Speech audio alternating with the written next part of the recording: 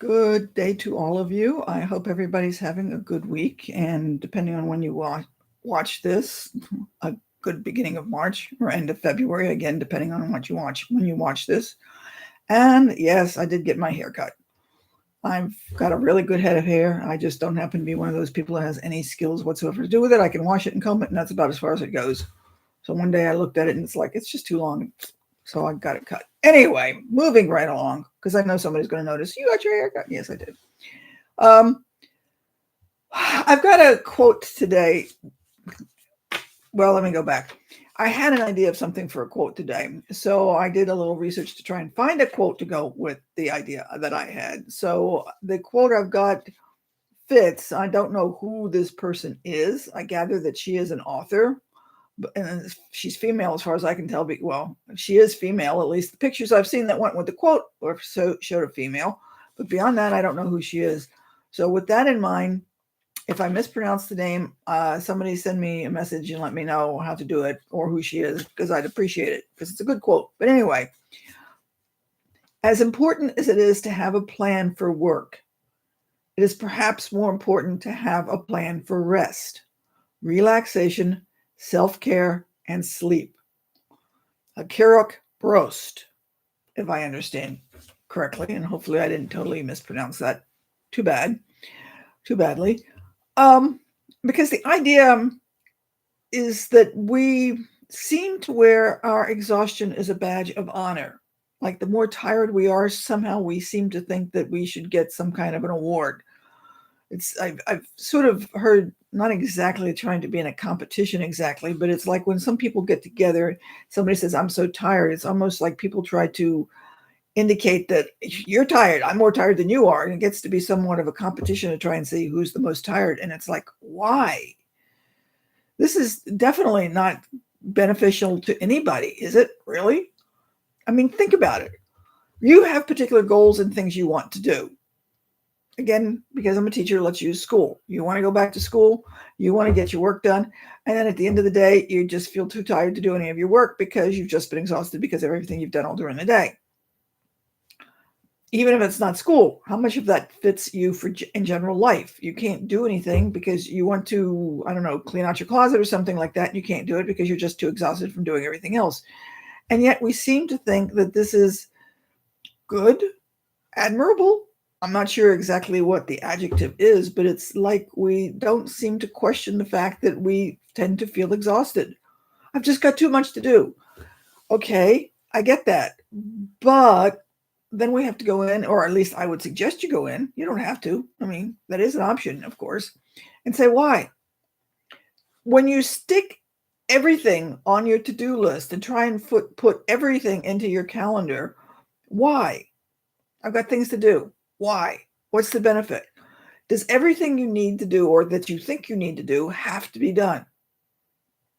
It's somewhat related to the concept, if you've ever heard it, that if you've got everything's a priority, nothing's a priority. Because when you really want to accomplish something in life, whatever that something may be, you really need to focus on that something. Again, let me take some of you back to when you, maybe last week, maybe last year, maybe 10 years ago, maybe when you were a teenager, who knows when. When you've got something in mind that you really, really, really want to do, you will move heaven and earth to get it done.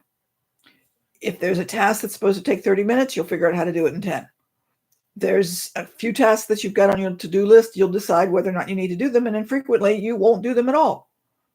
Because what you're doing is you've decided that you've got something to do, and then you begin to weigh all the other things that's on your to-do list to decide whether or not they're as important as the thing you want to do. So let's just say, I don't know, again, we'll just say go back to school. You want to do your homework. You want to get your degree because it's going to get you a better job. It's going to get you a better income, whatever. It could be something else. I don't care. Just pick something, but we'll use that again as an example. So if you decide that going to school and getting your homework done and getting that degree is the important thing in life, then why are you doing other things that are not necessarily going to help you get to that point? Yes, it's nice to have a clean home, but do you have to have it immaculate? Do you have to do everything that's on your list that's got to be? If things didn't happen at all, would like the whole roof cave in? Would somebody come down and, evict you from your house because you're somehow broken a code from the city or something. Some places, yeah, I guess you might. That's beside the point. But go with me on this.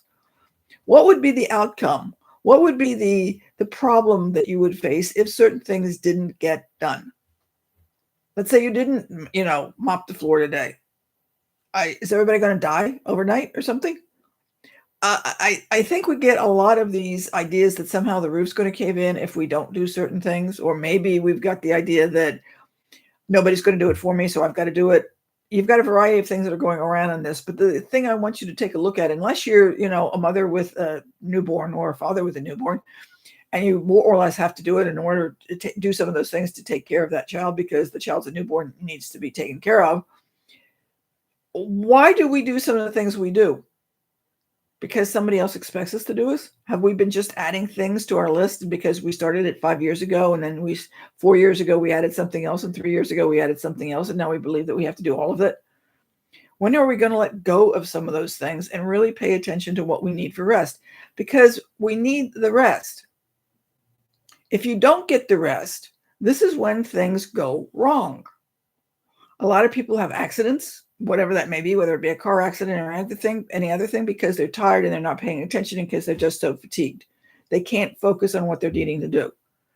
If you're trying to go back to school and trying to do your homework, but you're having a hard time keeping your eyes open, so you can't even read the book or do the homework assignment because you can't focus, what good are you doing? So that you need that time to rest, to be able to rejuvenate, to be able to give yourself a chance to actually think about what you need to do. Now, I think that this seems a little obvious, but let's take this a little step further. If you've got something that you're trying to do, maybe you own a business, maybe you're trying to own a business, maybe you're trying to go to school or you're doing something along that line, and you need to have something creative or something that's going to put you forward to whatever it is that you want to do. Here again, I'll just use it as an example. You're in school and you need to have a paper that you have to write, and you have to figure out what the topic of the paper is. In a sense, that's kind of creative because you're going to have to pick all the information you've got and figure out what the paper topic is going to be. You're not going to be able to come up with anything worthwhile, really, if you're pretty much mentally dead on your feet. If you have a chance to rest and go off and do something and then take the time to think about your paper topic, you're going to come up with something that's going to be a lot better. You're going to be more enthused about it, and you're going to do a better job over the course of time because you've had the rest to attend to it. You need the rest time because this is giving you a chance, or giving your brain a chance to, I refer to it as putting things on the back burner.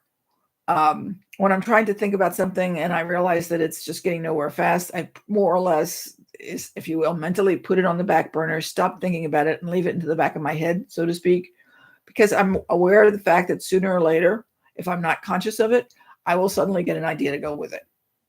If I keep trying to work at that, like I got to do it now, it's probably never going to happen. Or, well, it might happen, but it's going to be not as good an idea if I just let it go and take its own time.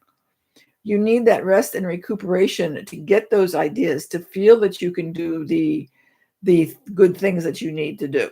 Because if you're totally exhausted, you're too exhausted to do anything decently. I think most of you recognize that if you're exhausted, you can't really be good at whatever you're trying to do.